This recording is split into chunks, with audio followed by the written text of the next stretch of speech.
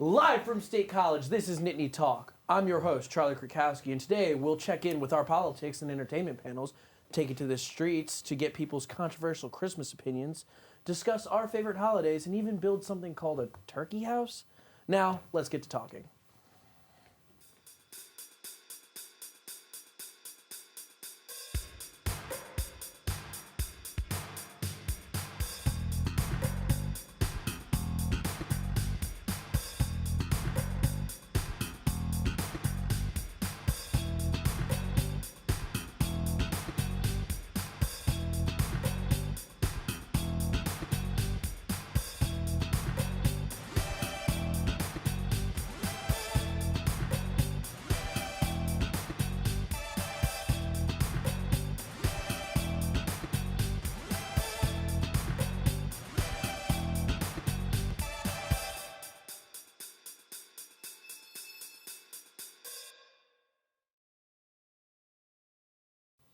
Welcome back to Nittany Talk. Now we're going to send it over to the politics panel to discuss updates in the presidential election. Over to you, Ryan. Thanks, Charlie. I'm Ryan Lowy, joined here today by Chase O'Bardo, Francie Ebert, Olivia Jean, and Yaya One. We are now just 63 days away from the 2024 Iowa Republican caucus, which will set in motion the official 2024 presidential primary election. Right now, former President Donald Trump holds the lead. For the third straight time, he was not on the debate stage. Instead, Trump held a rally a mere 15 miles away in the city of Hialeah, Florida, where he rallied supporters from all over the state of Florida. 5 candidates appeared on stage, excluding recent dropout Mike Pence. Doug Burgum and Asa Hutchinson were also not on the stage due to failure to meet the debate qualifications. This left Nikki Haley, Chris Christie, Vivek Ramaswamy, Ron DeSantis, and Tim Scott, who all made their case to the American people on Wednesday. Just 4 days after the debate's conclusion, Senator Tim Scott suspended his campaign. So after a busy week of GOP politics, let's get to talking. Olivia, what were your thoughts on the debate? Well, first of all, I want to start with the moderators. I mean, Lester Holt and Kristen Mocher are 2 of my favorite journalists. I think they do a really good job asking the good questions, the important questions. So I really loved watching them shine. And then I just really love Haley's stance on abortion. I mean, I say this every week. I think that she is changing the Republican perception of abortion. And like I said, I think Americans are ready for a woman president. So the fact that she's getting a little bit more lenient on her abortion stance compared to other Republicans is really doing a good thing for her. So she had a specific quote in the debate, and I really liked it. She said something about how her husband was adopted, but she still, wants other people to have the right to choose. She said she was surrounded by blessings. And not everyone is surrounded by blessings, and so I think she acknowledges that. So I appreciate that. I really enjoyed that part of the debate. Yeah, a lot of Nikki Haley critics say she's a bit of a flip-flopper on political issues, but she has stayed consistent on her views on abortion, and I think they're pretty solid because she said something along the lines of, if you're pro-life, there are states that are pro-life, and that's great. There are states that are pro-choice, and that's fine. She said, I don't agree with it, but it's a state's issue, and that's what it has become. I wasn't really a fan of just the debate in general because I don't really think it swayed anyone's opinions, just like the past 2 debates. This one, there were a lot more personal attacks, especially between Ramaswamy and Nikki Haley. But I will say, I think Nikki Haley won it once again, if we're going to say anyone won it. But I said it last week, I think these candidates need to rally around one, whether it's Ron DeSantis, Nikki Haley, or Vivek Ramaswamy, and rally around that person because I feel like that is their best chance at beating Trump if it's likely that he's going to be the nominee. But in the event that he's not, they need to really rally around one person to, get ahead and beat Joe Biden. Yeah, I mean, I would agree with your statement on the fact that I don't think this debate did any good for anyone. I mean, we're going to be honest, if we look at the polls, we still see Trump taking a lead. And the argument between Nikki and Ramaswamy was uncalled for. I think that when you take personal attacks on family and things like that, not only is it unnecessary, but how does that relate to the topic? It's like you're targeting someone, and obviously through debates you're going to see targeting and all that kind of stuff, but it should really be focused on policy and how can they present themselves in these debates to talk about things like abortion and talk about things like foreign policy, where it's effective and they're showing their opinion in a respectful way. And I think that's where these debates get kind of unsettling for me, because I want to see the candidates mature, and not go into these like patterns of like unnecessary conversation. I think that Scott dropping out of this race really, really affected a lot of people, because it lowers, it condenses kind of the choices. And as you said, once we condense the choices of presidential candidates versus Trump, we're going to see more fluctuation with the polls, I feel like. Because right now we have so many people over here on this side, and it's kind of against Trump. It's like everyone versus one. You know, once numbers kind of file down with candidates over here, then we'll see kind of a comparison. And I honestly think Nikki might be getting up there. I think, in my personal opinion, Nikki Haley definitely is the strongest candidate. I feel like she's been on the receiving end of a lot of personal attacks, and I think she's carried herself very maturely. However, the polls don't really reflect that. Just recently, it was updated today on 538. Nikki Haley is currently polling at 9% popularity with the American people. So, Olivia, even though I share your sentiment that maybe it is time for women to be in charge in the White House, I don't think the American people are really ready for that. Additionally, a lot of people are waiting for Tim Scott to endorse one of the candidates, but that's not going to happen soon, according to his own representatives. I think it's very interesting how a lot of the votes for people who are actually going for Tim Scott are not going to be like distributed evenly. From what I've read, a lot of people aren't leaning towards one candidate, or DeSantis or Haley or Trump. It's very spread evenly, so I don't even think Tim Scott dropping out is going to affect a lot of it. To be honest, catching up with Trump's now 58.6%, it's not going to happen anytime soon. And the thing about the debate that I think Ramaswamy did very well is he knows that when you're trying to appeal to a party that I don't want to say is dying, but is certainly collapsing on itself, sound bites are what win the day. His little soundbite at the beginning of the debate, I don't know if any of you remember, where he criticized who was moderating the debate. It was very strong. He said, "This is how we get our country back." Although you may agree or disagree with it, everyone can agree that the Republican Party, they wanted to hear that. You look at Chris Christie, you look at Nikki Haley, they all said, "Gosh darn, I wish I said that." So I thought that was a very impactful statement. But moving on, now we have to talk about the polls specifically. If you take a look at how Joe Biden has been polling against black voters, if you take a look at how he's been polling with Hispanics, Donald Trump is actually breaking records in terms of winning Hispanic and black votes early. So what do we think of that? If I may, I think Joe Biden ran a lot on racial equity, and we have not seen that at all. And I think black voters and Hispanic voters are very disappointed in him. I think additionally, one demographic that people should be paying attention to right now, or two demographics actually, are Jewish voters and Muslim voters. And I want to bring it back to the Republican debate, because even though Muslims have shown to vote mostly Democratic, there is still 13% of the Muslim population in America that votes Republican.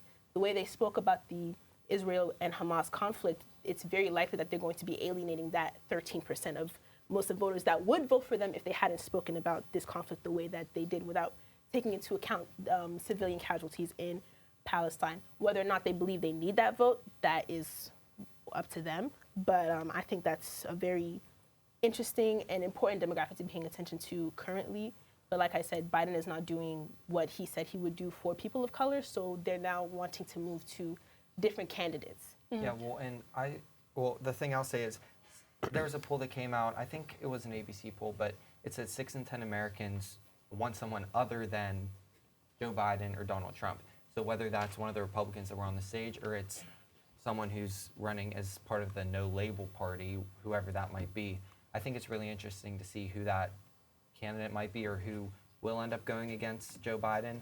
And then the other thing I'd say is, I was talking to someone who worked in the Trump administration in the White House with him, and he said at the beginning of his term, there was a lot of challengers, I'd say, in the administration who kind of like kept Donald Trump in check. And a lot of them left, especially towards the end, with denying the election and everything like that. And so he said his big concern is who is going to work for Donald Trump if he wins the election and gets into office. I'm really curious to see how, if it is Trump and Biden who's going to win. I've been saying for months that I don't see Trump beating Biden, but I think the polls are showing us different things. And while we shouldn't rely solely on polls, right now he's polling really well despite the indictments, despite January 6th, despite all of the things that have been holding him down and that we thought would impact him, right? I would like to see him speak at his rallies and his speeches about some of the issues that the other candidates during the debates are bringing up, like national debt and climate change and border security, because those are things that he dealt with during his term but is being criticized for not doing well enough. So I'd like for him to talk more about what things is he going to do different in his next term if he is elected. I would like to see him in an actual debate, because it's one too. thing Right. to just, speak by yourself, but to have to hold your fort down while getting attacks from everybody else, I would like to Right. see that. Well, yeah, before we wrap up, a question that was asked was, how are things going in the country today? CNN took a poll. 28% say the country is going well. 72% say under Biden the country is doing badly. Obviously, his incumbency will help, but we'll have to see. Both had experience as president. Both had a lot of dislikers. Both had a lot of support. But that's all the time we have for today. As of right now, the 4th GOP primary debate will be held in Tuscaloosa, Alabama on Wednesday, December 6th from the campus of the University of Alabama. Back to you, Charlie. Thanks, Ryan. Just don't know how these guys have the energy to keep up with these politics these days. We'll be right back.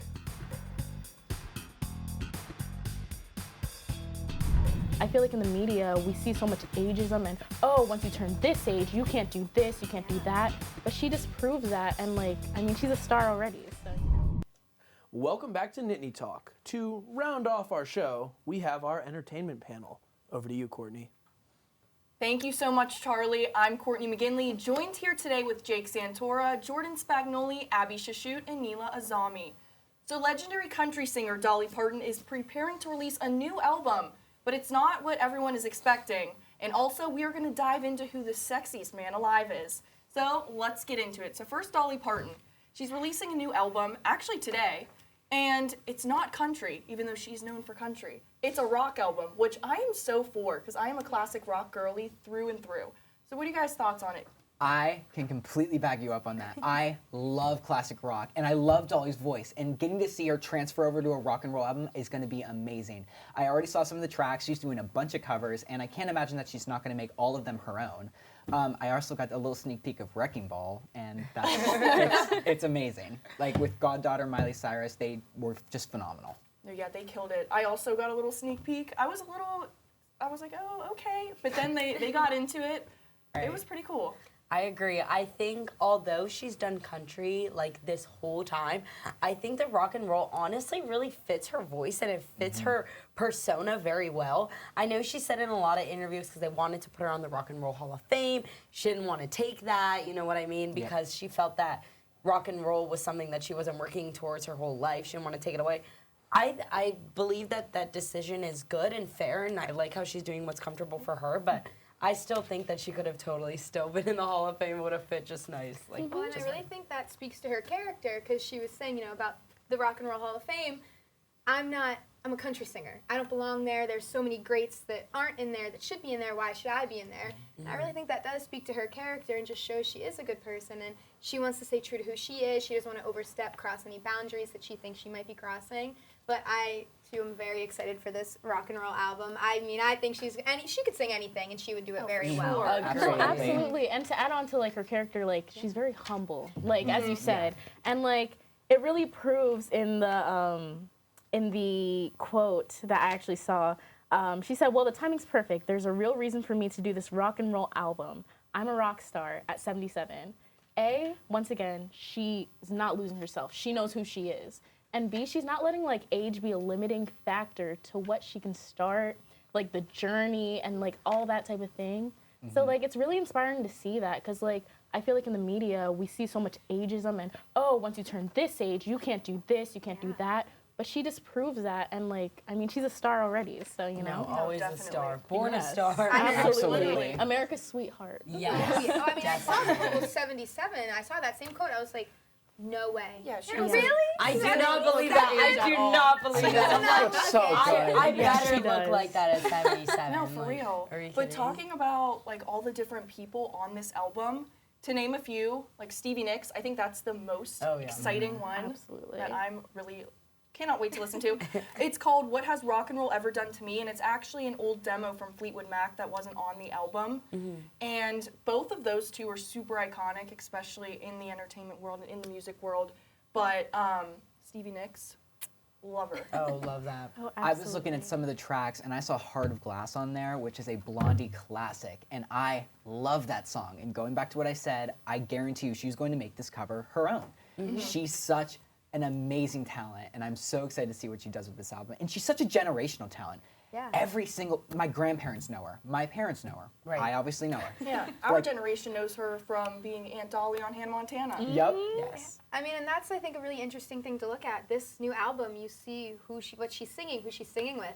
I mean, talk about an album to go down for the ages. Just so many great artists, so many amazing songs. You should have heard us, around the studio talking about what are we looking forward to? Let It Be, What songs, Purple Rain, all these The classics. Wrecking Ball one you guys were Yes. talking about. Yeah. Absolutely. My There's favorite one. just so many songs to look forward to, and like you guys were saying, it's going to be interesting to see her take on it Yeah, because exactly. she is definitely very unique, and I can't wait to see how she plays it out. I guess talking a little bit about how I feel like iconic she is and how much of I feel like we all and like even our parents see her as such this like big character, iconic figure.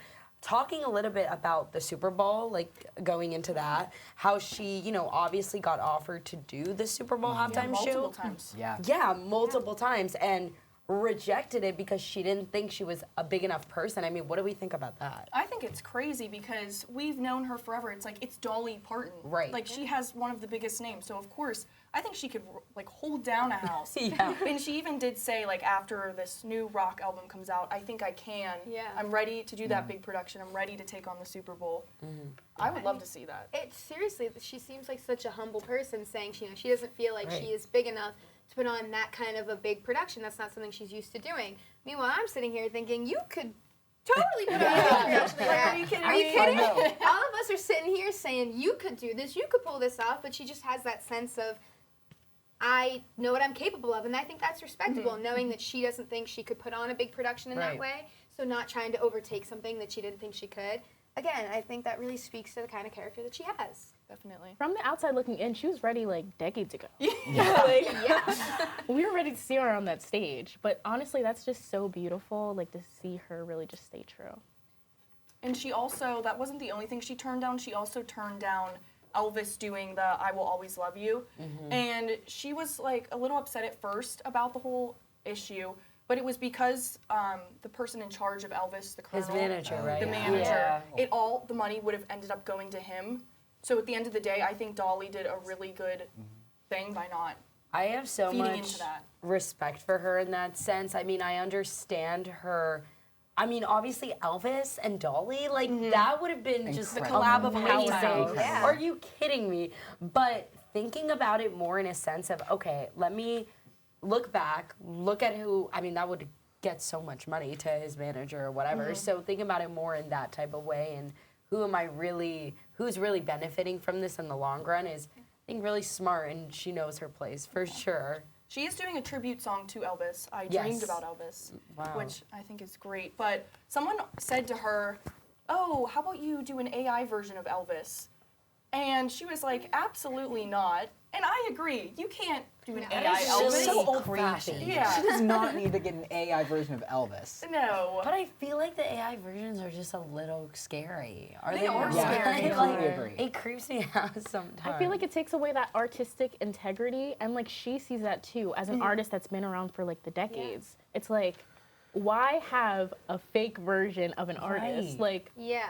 let them rest. Like, that type of And thing. she does not need to appeal more to people. She No, has 10 definitely not. Grammy wins, and she has, over 50 Grammy nominations, only second to Beyonce. Like, she doesn't need to prove it She to is anybody. winning. She is definitely winning. But no, especially with the Elvis stuff, I think that's a lesson all of us could kind of take away from that. Knowing your standards, knowing your boundaries, and sticking true to them. I mean, Definitely. she said no to Elvis.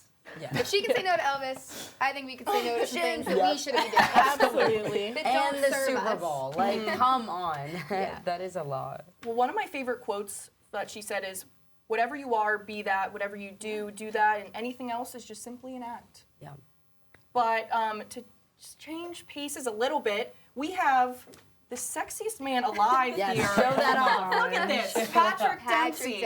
And I will say, this is long overdue. He's been yeah. in the industry for 40 plus years, and you're telling me this is the first time this man has graced the cover? We were actually talking about this. Like, this is just a great photo right That is here. an amazing photo. I mean, realistically, I think at any age, he could have been sexiest man alive. Agreed. It's timeless. He is timeless. Yes. Yeah, from Can't Buy Me Love, when he first started out, Yeah. iconic McDreamy in Grey's Anatomy, and to now, he has actually a new movie coming out. It's called Thanksgiving. I already have my tickets. It's a horror film, and actually, he's never done something like that. His son was like, I would love to see you in something scary. So he's like, okay.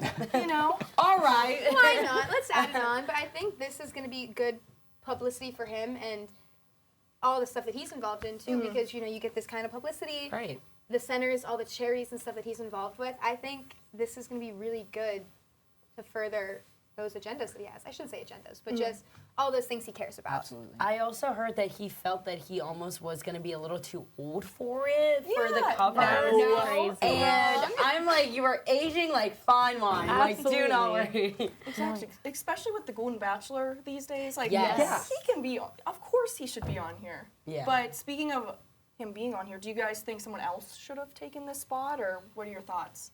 Well, I know that Pedro Pascal was a huge, huge runner-up to this. Everyone was kind of vouching for him because he's had such a big year.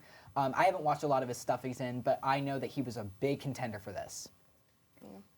Do we think it was almost like a random kind of, like, was it almost for his new movies and stuff, or do we think it was more random that he was on the cover? I definitely feel like that would have to be a separate. Right. I feel like that can't be connected because I mean, realistically, all the people that you'd probably be thinking about for this title, they all have all these crazy, amazing things that they're Exactly. working on. I So think true. it's just he has been doing great work, and he looks great. You look good, you And feel he's good. the sexiest man sexiest man alive. Doesn't But get yeah, much better just than like you that. mentioned, he said, I want this to be more of a positive thing versus like an ego boost. And his mom actually died of cancer, so he has this cancer foundation and helps out, which is super positive. And I love that he's using this platform while he does look good, but he's also doing a good thing as well, which is I liked how you mentioned while he does like while he does look he's good. doing great things. Effortlessly too. Yes. That's the I funny know. part. Well, his wife, she's a makeup artist and helps him with skincare. So Oh, that would help. Maybe. That would help. That makes Yeah. sense. That makes sense. But no, yeah, definitely like you said, I think it's good that, yeah, okay, it's going to be an ego boost. Who doesn't want to be called the sexiest man Oh, alive? I know. But just using this to further those, the cancer research and all those things that he's invested in and cares about, this is a good way to also promote that. And I think that's a really positive spin on For sure.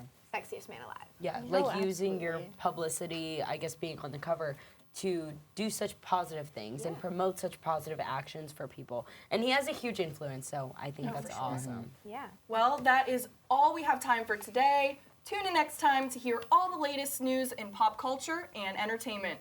Back to you, Charlie. Thanks, Courtney. If we're talking about Dolly Parton, I've got to say, Jolene is her best song. That might just make an appearance on the next installation of karaoke. We'll be right back. Stay tuned for a package where we take it to the street.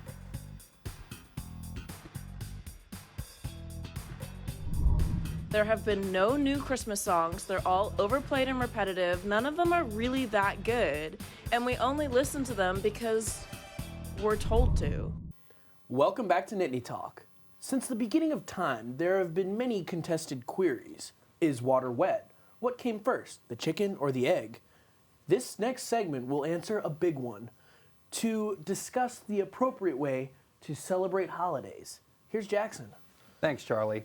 One of the most hotly debated topics during the month of November is whether the holiday season begins right after cleaning up your Halloween decorations or if it begins after putting the leftover turkey in the fridge.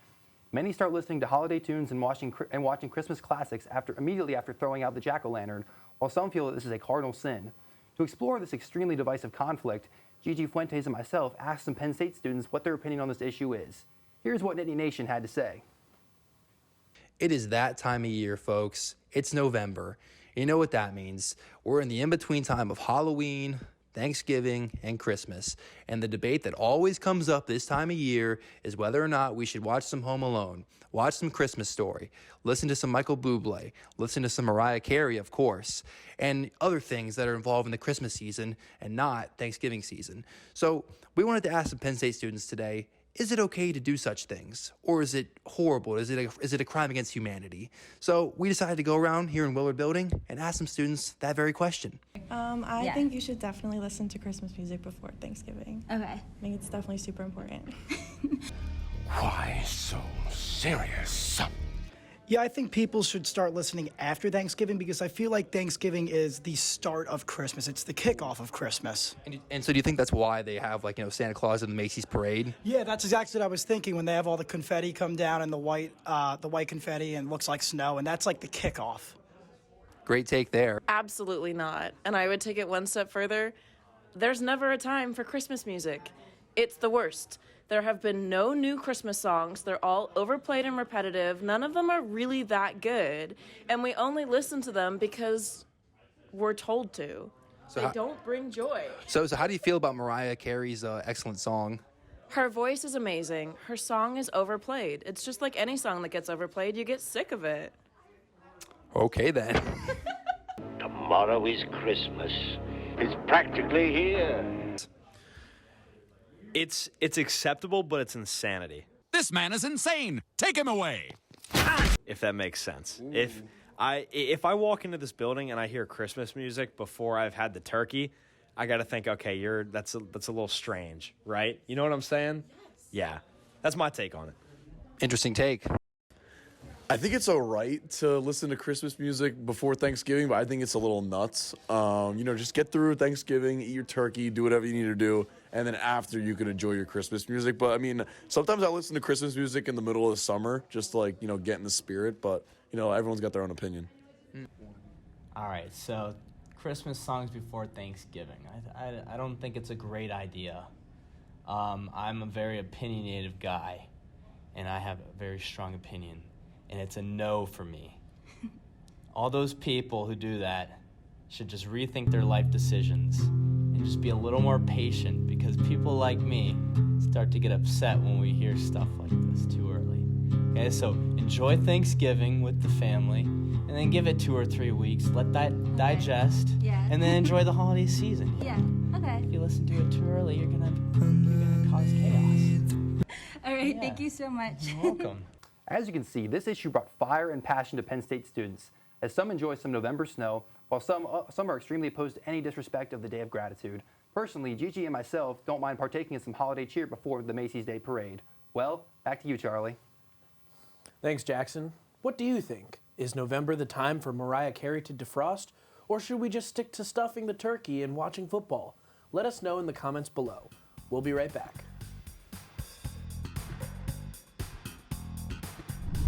I've always celebrated it like this. It's not so much about who you're in a relationship with, it's more so about the people that you love in your life who have made your life better.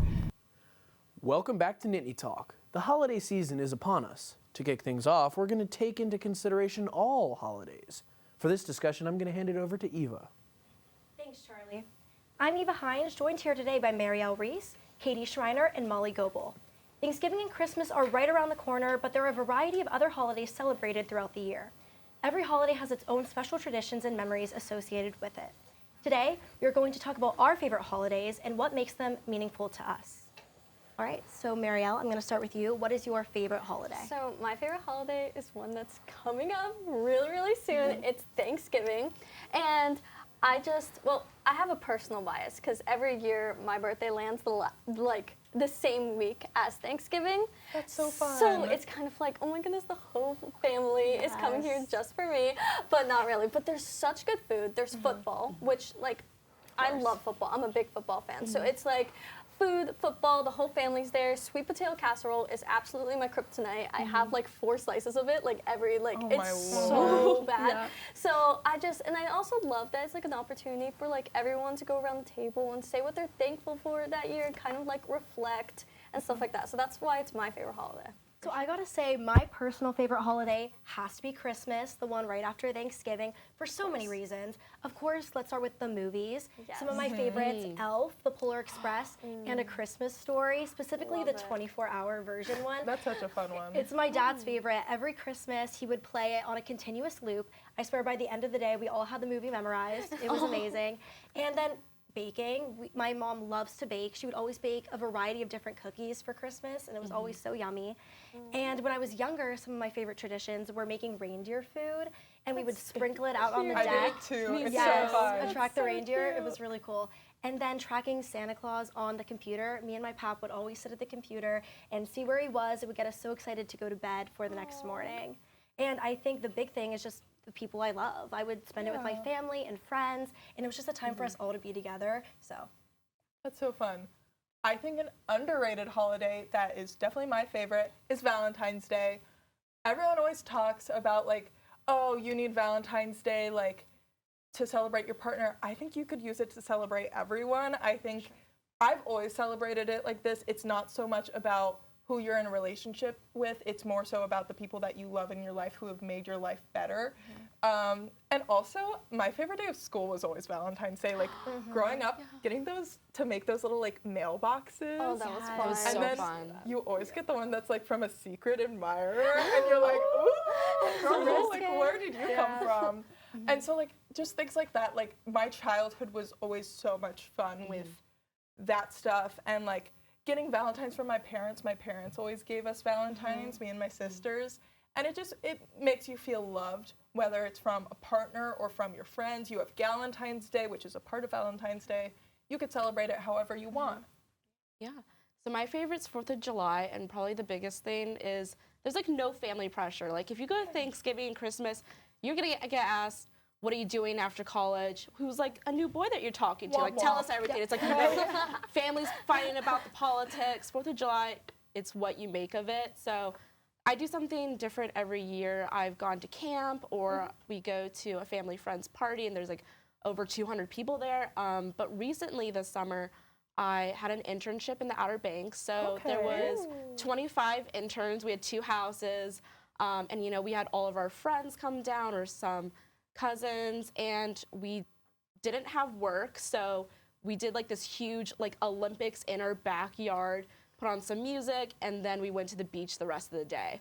We just had a blast. And then after that, we watched the fireworks, and then we had a dance party at our house, and we got these light bulbs that we put in the living room that are still there to this day, even though we aren't in the house anymore.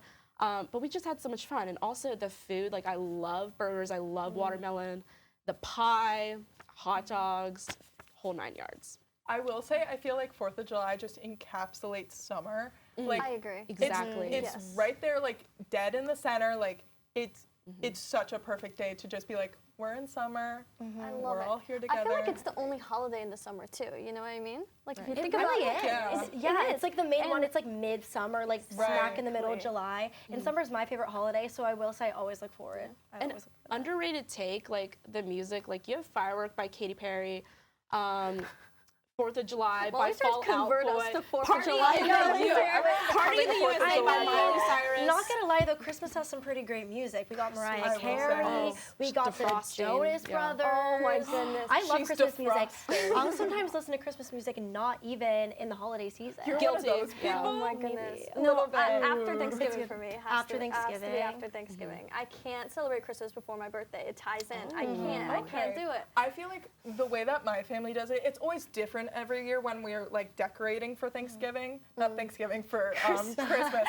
We do not decorate Pulls out for the box of turkeys. Yeah, we just pulls out a ton of turkeys. But with Christmas, we always do it like on Thanksgiving. I do too, yeah. Where like my mom will be cooking and my sister will be cooking, and then my dad will probably be asleep on the couch. Right. And I'm just setting up a whole Christmas tree by myself, just being like, it's Christmas. I love the energy that there is around Christmas, but also I'm a December birthday girl, so I'm like, don't take away from my birthday. Like, don't do that to me. That makes sense. I mean, Christmas is just the best season. I mean, I think it's the weeks leading up to the actual day that are like the best. I think that's what makes the whole holiday. So that is all the time we have for today. Whether you like turkey, Santa Claus, fireworks, or Cupid, every holiday has something special for everyone. What holiday are you most looking forward to? Back to you, Charlie. Thanks, Eva. I'm not the biggest holiday person. However, I'll be the first one to say that the best holiday is daylight savings time. Just something about a day with 25 hours has me feeling like a superhero all week. We'll be right back.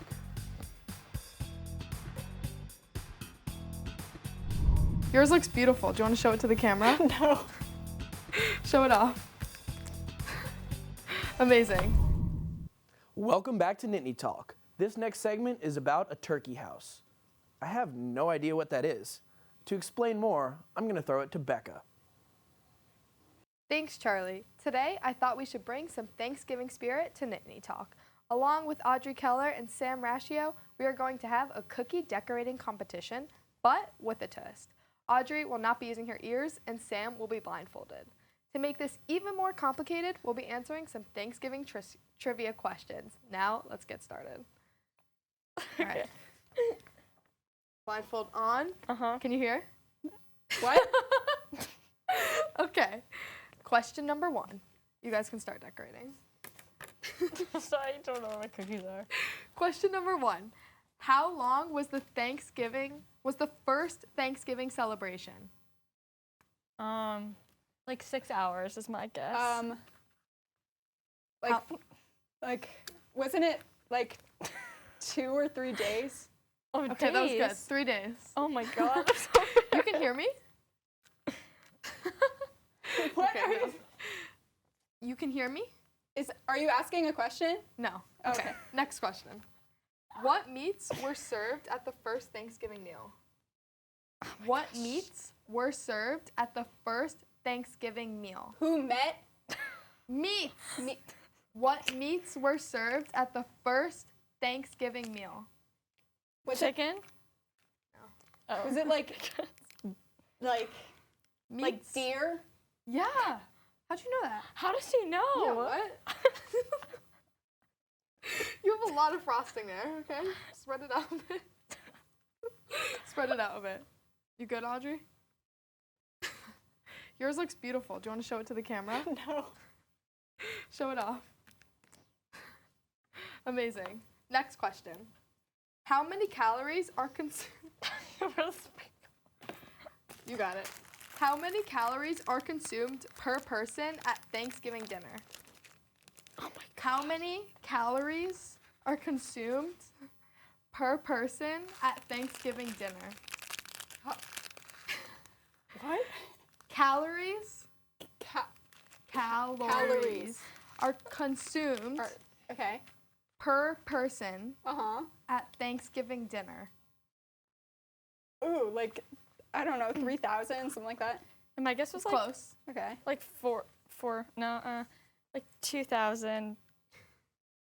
300. Your cookie needs some serious help, girlfriend. I don't even know what shape it is. It's an acorn. Oh, shoot. Well, wait, what was your guess? Like 2,300. Okay, no. Oh my god. Do you guys want to edit your guess? Do you want a new guess? Is it higher or lower? Higher. 4,300. Higher. Higher. It's higher? Yeah. Like 5,000? Close. Close. Is it higher? Lower? 4,300. 4,500? Yeah, that was good. She's gotten all Okay. of them. So 3 and 2? What? How 2? You've gotten 2 right. I don't think I've gotten any right. Oh no, you haven't gotten any right. Yeah. Actually. I think I just have a lot of faith in you. Okay, so far, Audrey, you have 3 questions right. Next question. What president made Thanksgiving a national holiday? Audrey. What president made Thanksgiving a national holiday? Oh, I know this. It's Lincoln. Yeah, that was good. Oh my Wait, now you know gosh. it. Were you gonna guess that? No. Should I give you the point? I was gonna guess like Hamilton or something. That wasn't a president. Nixon or something. No, it's okay. So do you still have 0? Yeah. Oh, it's okay. You still got Thanksgiving spirit in your heart. Thanks. Okay. Next question, number 5. What president declared 2 Thanksgivings in 1 year? Do you want to guess first? Sam? Oh my goodness. Okay, Lincoln. I just want to show off your cookie to the camera so far. I'm just gonna guess Nixon. Like, I don't know. Looks really beautiful. I don't know. I don't know. Nixon? I have no idea. Like, I'm just naming a random president that Do you want me to give you options? Sure. Nixon. Oh, he is one. Abraham Lincoln. No. Or Franklin D. Roosevelt. It's Nixon. No. Oh my God. It's Franklin D. Roosevelt. Okay. Audrey, what president declared 2 Thanksgivings in 1 year? Was it FDR? Yeah. Is she serious? Is she actually serious? You're 5 for 5. FDR was World War II, right? So he wanted, no, he was Great Depression. Yeah. So he wanted I need to take a I didn't know history. we had a genius on our I hands. need to Good take a job. history class. Yeah, seriously. I'm embarrassed. We need a Thanksgiving history class here at Penn I'm State. really embarrassed. Like, for real. Someone tell the dean of school. Next question. Which president received a live raccoon as a Thanksgiving present? I need options. Okay. We'll stick with the theme. Nixon? Abraham Lincoln. Okay. Calvin Coolidge. Okay. Or JFK. Coolidge. Yeah. I'm so good. That was really good. Thanks. Audrey, what president received a raccoon as a present on Thanksgiving? What president, what? Received, like received. Okay, received. A raccoon. A raccoon. A what? A raccoon. What? A raccoon. Oh, raccoon. Yeah. As a present. If she gets this. Hey, no clue. Options? Yeah. JFK. Okay. Calvin Coolidge. Sure. Or Abraham Lincoln.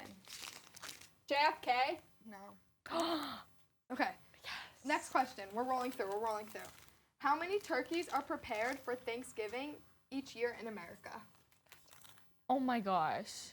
It's in the millions. 8 million. No. Way up. Up? Up. 20 million. No. Up? Up. 80 million. No. Lower. 50 million. Close. Okay. Your guess is 50 million. Okay. Audrey, how many turkeys are prepared on pardoned? Prepared. Prepared. Eaten. Yeah. Okay. In America. Uh-huh. Each year. Each what? Year. Year? How many people are in America? Like 250 million or something? A lot. 100 million. No. I just feel like not everyone Lower. eats turkey. Lower. Yeah. 50 million? Close. You That's both, what I you both guess. get a point. It was 46 million.